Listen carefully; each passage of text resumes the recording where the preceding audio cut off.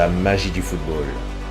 Le combat, la hargne, la ténacité, l'obstination d'un rêve éveillé laisseront place ensuite à l'espoir, à des scénarios toujours plus renversants, irréels. D'abord humiliés, ils seront miraculés.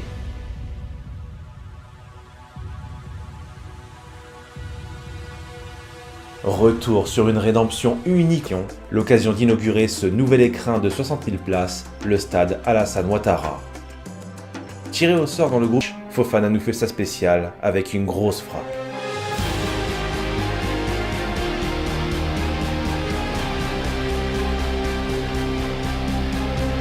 En seconde période, Jean-Philippe Crasso participera à la fête. C'est une parfaite entrée en matière pour les éléphants qui battent sans trop de soucis la Guinée-Bissau sur le score de 2-0. Idéal avant d'affronter l'équipe la plus redoutable de ce groupe sur le papier, le Nigeria. Et avant ce match contre les Super, ces éléphants ne se procurent pas beaucoup d'occasions, alors qu'il y a pourtant la place face à un Nigeria assez emprunté. Première période assez terne à Abidjan, 0 montre un tout autre visage. Supérieur physiquement et capable d'accélération faisant très mal à ces Ivoiriens assez attentistes. Et la sanction tombe à la 55e. Osimhen joue très bien le coup et parvient à convaincre le VAR d'accorder un penalty qui sera transformé par Troost-Ekong.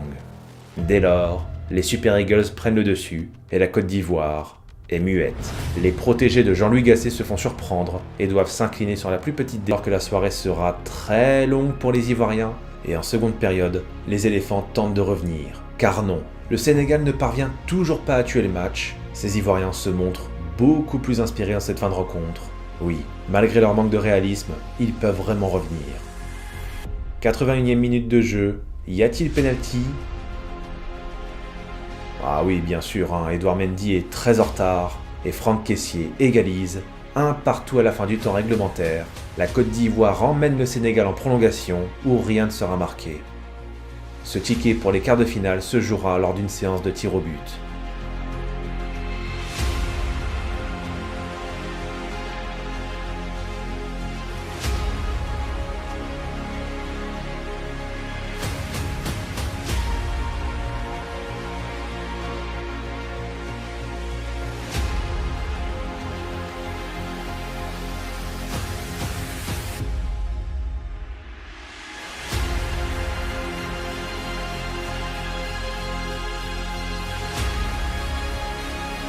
Le stade Charles Konan-Banny de Yamoussoukro explose. Le Sénégal, l'un des grands favoris de la compétition, est dehors.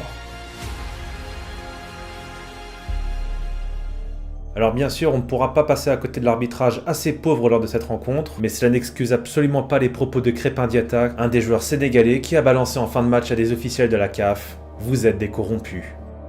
Alors oui, il y a eu des petites situations en faveur de la Côte d'Ivoire, mais dans l'ensemble, c'était plutôt l'arbitrage qui était mauvais. Et certainement pas la Côte d'Ivoire qui a été avantagée, autrement Sadio Mané aurait été expulsé sur ce tacle absolument scandaleux après une dizaine de minutes de jeu. Donc c'est bien beau d'accuser les autres de corruption, il faudrait déjà commencer par avoir de la crédibilité dans son discours. La qualification est amplement méritée pour la Côte d'Ivoire, cela ressemble plus que jamais à une rédemption pour ces éléphants qui retrouveront le Mali en quart de finale. À Bouaké, la Côte d'Ivoire se retrouve donc dans la peau du miraculé. La Côte d'Ivoire a eu chaud une fois, mais pas deux. La faute est indiscutable, penalty pour le Mali.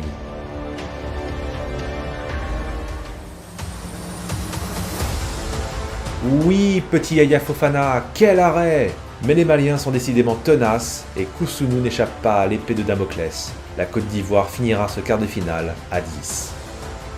Et la douleur se fait de plus en plus pressante jusqu'à la 71e et ce missile des aigles maliens. Quel but! En infériorité numérique, les éléphants vont devoir prendre leur courage à deux mains. L'esprit de ténacité des Ivoiriens est admirable et à la 89e, il savait ce ballon, c'est qu'on fait la frappe de Seko et c'est bon! Ça t'appelle l'égalisation! Simon Intégrant qui remet le pendule à l'heure à quelques secondes de la fin du temps réglementaire. La Côte d'Ivoire est là, la Côte d'Ivoire respire, le miraculé qui tient et qui va chercher l'égalisation. Même réduit à 10, décidément ces Ivoiriens ont du caractère et de la ressource mentale. Un partout, nouvelle prolongation.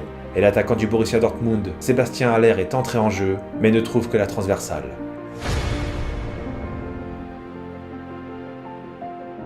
Ouh, attention, car tout peut s'arrêter très vite. Nous sommes en toute fin de prolongation, à la 122e minute.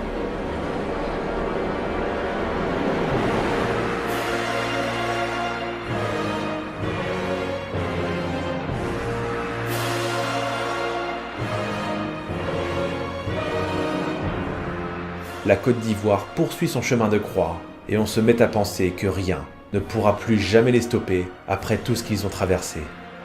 On ne s'est pas senti à 10. On avait l'impression qu'on était 20 sur le terrain. Et le public a joué vraiment son rôle. Et ça s'est vu, on n'a jamais lâché. On savait que ça allait être difficile, en plus à 10. Mais c'est incroyable ce qui est en train de se réaliser. On prend un penalty, on réussit à l'arrêter, on est à 10. On revient à la mi-temps, il y a 0-0, on prend un but.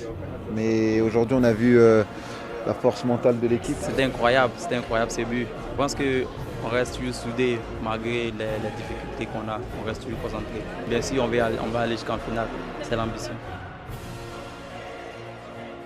Et en demi-finale, les éléphants retrouveront la très surprenante République démocratique du Congo. Et cette fois, la partie sera fermée et bien sûr, très tendue. Néanmoins, on sent qu'au fil du match, ces éléphants sont en train de monter en puissance. Cette équipe semble transformée, métamorphosée par rapport au premier tour, car maintenant, le doute a quitté ce groupe. Et la libération viendra du revenant Sébastien Haller. On en restera là, 1-0. On n'arrête plus la Côte d'Ivoire qui se qualifie donc pour sa finale de la CAN. Quel incroyable parcours! Et ils vont retrouver une des nations qui les avait battus au premier tour, le Nigeria. Vont-ils le faire? Vont-ils remporter leur CAN dans des circonstances absolument incroyables? Et même si ce Nigeria les a battus au premier tour, c'est fou, mais on sent que les Ivoiriens ont changé.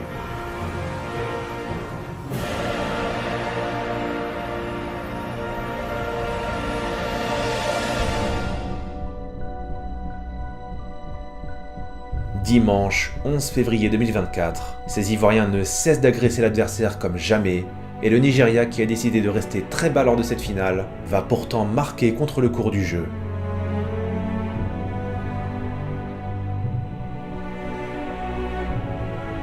Mener 1-0, c'est presque la routine pour ces Ivoiriens, et ce n'est pas ça qui va les inquiéter. Oh non, ils en ont vu d'autres.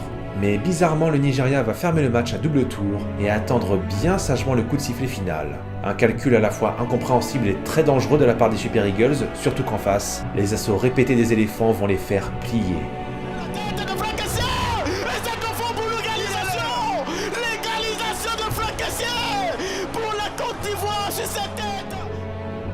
Et Sébastien Haller a bien failli réaliser le geste ultime de cette CAN, mais il suffisait simplement de patienter.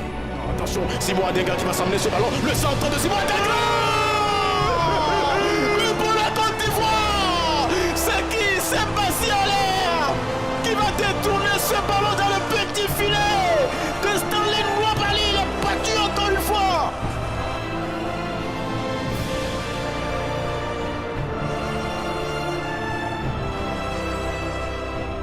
Quelle image incroyable de voir Sébastien Haller donner la victoire 2-1 aux Ivoiriens.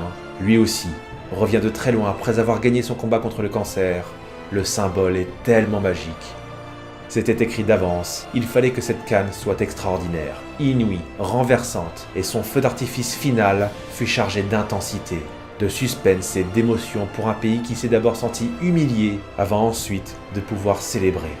Comme le disait un célèbre personnage de cinéma, pourquoi tombons-nous? Réponse.